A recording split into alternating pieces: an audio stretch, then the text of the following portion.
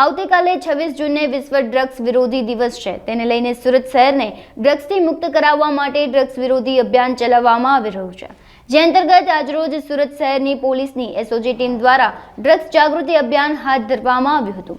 શહેરને ડ્રગ્સ મુક્ત કરવા માટે પોલીસ તંત્ર દ્વારા નો ડ્રગ્સ ઇન સિટી અભિયાન ચાલુ કરવામાં આવી રહ્યું છે। જ્યારે આવતીકાલે વિશ્વ ડ્રગ્સ વિરોધી દિવસ છે, ત્યારે ઉપલક્ષમાં પોલીસની એસઓજીની ટીમ દ્વારા આજરોજ ડ્રગ્સ જાગૃતિ અભિયાન હાથ ધરવામાં આવ્યું હતું। આ જાગૃતિ અભિયાનમાં શહેર પોલીસ તંત્રના ઉચ્ચ અધિકારીઓ તેમજ એસઓજીની સમગ્ર ટીમ જોડાઈ હતી। આ અભિયાન હેઠળ 53 જેટલી રિક્ષાઓ પાછળ ડ્રગ્સ જાગૃતિના બેનરો લગાવવામાં આવ્યા હતા। ડ્રગ્સની મુહિમ ચાલુ કરી છે। એમાં અમે બે પ્રકારે અમારી મુહિમ ચાલુ છે। એક પ્રકાર એ છે કે અમે વધુમાં વધુ ડ્રગ્સ સુરત સિટીમાં પકડાય અને આવતું બંધ થાય અને લોકોને ન મળે, અને બીજી મુહિમ અમારી એ છે કે ડિમાન્ડ રિડક્શન પોલિસી, એટલે કે ડ્રગ્સની ડિમાન્ડ જ લોકો ઓછી કરે અને ડ્રગ્સ આવતું બંધ થાય। તો એ ડ્રગ્સની ડિમાન્ડ ક્યારે લોકો ઓછી કરશે? જ્યારે કે એ લોકોમાં જનજાગૃતિ ફેલાય, લોકજાગૃતિ ફેલાય કે ભાઈ આ ડ્રગ્સ છે એ ખૂબ જ શારીરિક અને માનસિક નુકસાન પહોંચાડે છે વ્યક્તિને।